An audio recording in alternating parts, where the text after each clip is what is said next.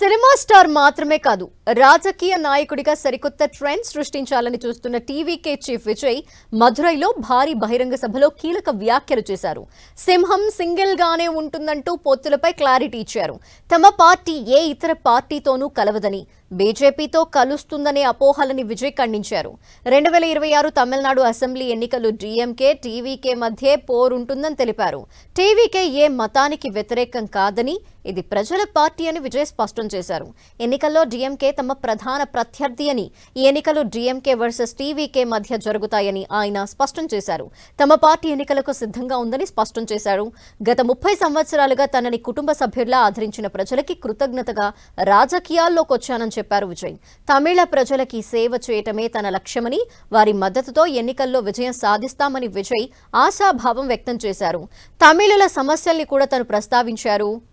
శ్రీలంకలో తమిళ మత్స్యకారులు తీవ్ర ఇబ్బందులు ఎదుర్కొంటున్నారని, వారికి ప్రభుత్వం నుంచి తగిన మద్దతు లభించడం లేదని ఆయన ఆవేదన వ్యక్తం చేశారు. అలాగే నీట్ పరీక్షలతో తమిళ విద్యార్థులు ఇబ్బందులు పడుతున్నారని అన్నారు. తన అభిమానులు ప్రతి ఇంట్లో ఉన్నారని, వారంతా ఓటర్లుగా మారాలని విజయ్ పిలుపునిచ్చారు. యువతను, మహిళల్ని, పేదల్ని లక్ష్యంగా చేసుకుని పనిచేస్తానని, తమిళనాడులో మార్పు తీసుకురావటమే తమ లక్ష్యమని విజయ్ స్పష్టం చేశారు.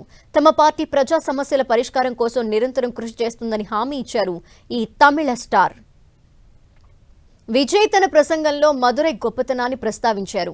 ఎన్నికల్లో మదురై ఈస్ట్ నుంచే పోటీ చేస్తానన్న ఈ తమిళ స్టార్ అలంగనల్లూర్ జల్లికట్టు, మీనాక్షి అమ్మన్ ఆలయం ఇవన్నీ తమిళ ప్రజల ధైర్యం, సంప్రదాయాలకు చిహ్నాలని గుర్తు చేశారు.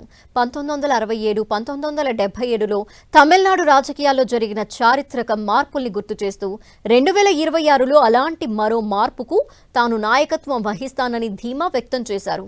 తాను రాజకీయాల్లోకి రానన్నారు, ఓట్లు వేయరన్నారు. కానీ తాను తమిళనాడు గుండె చప్పుడు మాత్రమే వింటానని, మిగతా విమర్శల్ని చూసి నవ్వుతానని విమర్శకులకు కౌంటర్ ఇచ్చారు విజయ్.